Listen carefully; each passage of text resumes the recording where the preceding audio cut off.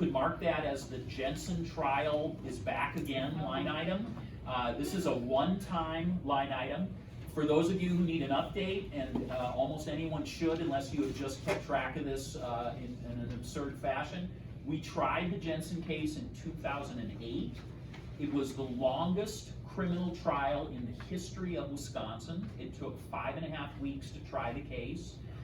Judge Schrader, still on the bench, tried it. Bob Jamboy, now a Stevens Point prosecutor, is going to come back here and try this case again. So it's many of the same figures, and he's doing that on what I call a lend-lease with the Stevens Point DA. So we're not going to have to pay a salary, a special prosecution salary.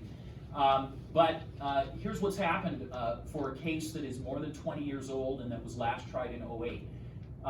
None of the expert witnesses still are in business as experts. None of the witnesses on the case are anything but retired. All law enforcement officers are retired. And shockingly, this was going to shock you all, it appears that people from Kenosha retired either Florida or Arizona. You probably didn't know that, or maybe you did, and so we are literally having to bring back people from all corners of the country, Arizona and Florida as a point of emphasis, and contract with new experts and bring new experts in to try this case. So we've broken down the figures.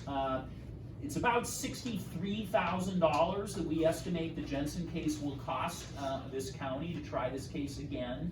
We want a cushion in there just because, you know, who knows what the cost of hotels will be and the meals we have to pay people and plane flights and gas and who knows. So we want enough of a cushion. It's a one-time line item. Hopefully, you know, I guess I should never promise this. I don't plan on ever being back with a Jensen line item. But there's no way that we would be able to try the case again without that line item.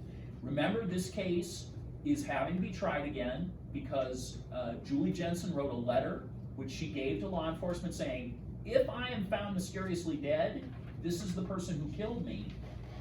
That was found to be not admissible by the Court of Appeals as it went through about year 2 after the trial, so about in 2010. Then the Supreme Court actually made rulings that changed the hearsay rules. So under today's hearsay law, this letter would be admissible, but here's what only a Court of Appeals can say. They say, well, because it wasn't admissible for that split second in time, you have to try the case again, even though now it would be admissible. So we will have an identical trial in terms of admissibility because in this one window in time, it wasn't admissible.